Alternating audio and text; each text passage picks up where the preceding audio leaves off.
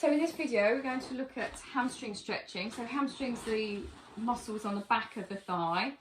This is also a really good stretch for sciatic and neural tightness down the leg as well, mainly because they just run down the same pathway. So your hamstring comes from the pelvis to below the knee, so it's a two joint muscle, which means we need to flex at the hip and straighten the knee to actually get both ends stretching. I quite like to teach this exercise this way. This is by no means the only way to do it, or perhaps even not the best way to do it, but it's a way I like to teach it in clinic, because it gives you spinal control. So we're not going to let the spine compensate for the tightness in the legs, and usually what happens is the legs are so tight that they win, and so the back starts to give into it, and that's something we really don't want to do. So that's why I like to teach it this way. So we're going to use the stretchy TheraBand, which is going to allow us to get a bit more quad action, which is going to really help us keep that knee straight. So we take ourselves down onto the floor. And I like people to just use a little bit of a head prop, so that we can encourage the length at the back of the neck for the spine as well. It depends how rounded your back is in the first place as to how much head support you're going to need here. But what I do is just try and just sort of tuck the chin slightly towards the throat as you do it, so that that length is on the back of the body. So I'm going to put the band around one foot. We're starting with both legs bent. And then just take up the slack on the band and draw your elbows down to the ground. So they're going to glue down now. We're going to open our shoulders and just keep that chin nice and tucked so the back of the neck's nice and long. So with your head pillow, make sure that you've got a gap under the neck so that you can run your hand underneath it. So we're really lengthening the spine here. So we'll start off by activating that knee and straightening the leg. So we're just going to push it sort of low and long, and make sure that we've got a really nice locked out knee here. So you almost want to think about bowing that knee back on itself here. Once we've got to that position, we'll then rise the leg up, keeping our arms where we started, and that chest nice and open, until we feel the stretch. And what we're looking for is that little buckle that wants to happen. So you really got to keep your heel reaching up as you perform this stretch.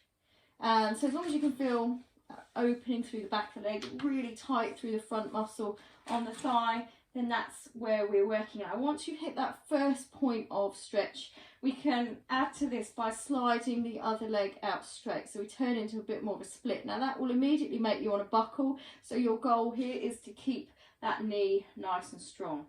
Now watch your leg for deviations here. Perhaps the toe will turn in, rarely it will turn out, but maybe it does. Look for just little compensations that your leg does to try and escape the stretch.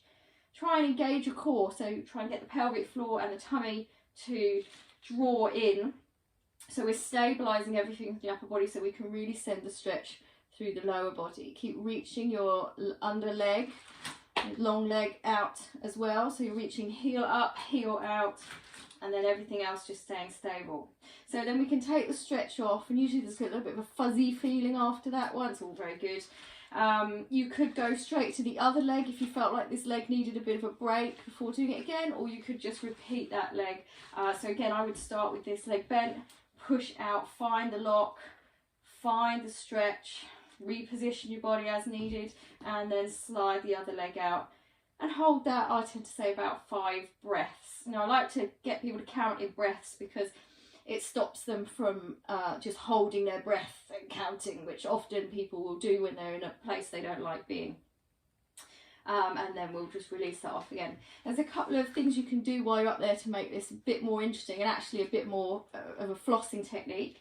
So you can lengthen out, stretch up, and you could either do these movements whilst you've got the other leg bent. So we'll do that here as your starting point. So we can push and flex the ankle. You just got to be a bit careful that you don't get your band to ping off and slap you in the face, which happened to me earlier. So this just helps to kind of floss that back line.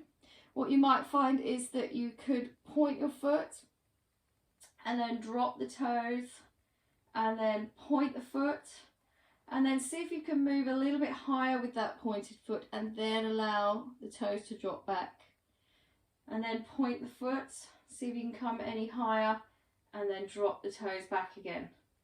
Try and point the foot, see if you can move up any higher, flex the toes. point the foot, see if you can come any higher and flex the toes. And again, you could go through that motion with the other leg extended if you want to. Remember, you might be down here. If you're stretching your hamstrings, presumably you're not up here like mine are at the moment.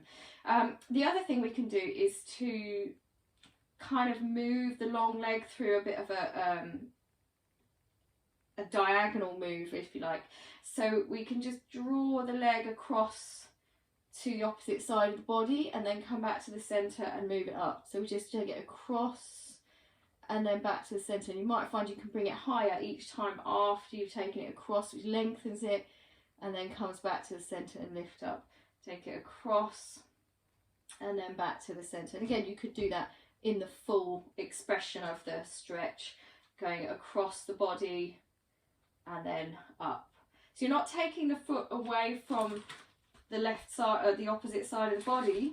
It's not going all the way over, it's just taking a little diagonal deviation and then coming up. So these are sort of mobilizations you can do in the stretch, and often our body will stretch better with movement than it will just by holding nice and still. So those are good ways of just changing the stretch and eking out a bit more length. So again, obviously make sure you do both sides. Even if you've got one tight side, try and make sure that you compare it to the other side. You might need to spend longer on your tight side, but try and think about getting the sensation you're doing it on both sides. And if you've got really tight hamstrings, real problematic sciatic nerve glides or hamstrings, you need to do this every day, and ideally you need to do it 2 or 3 times a day in order to get your body kind of adapting to this this stretch. If you do it once a week, you're really just not going to make any headway with it.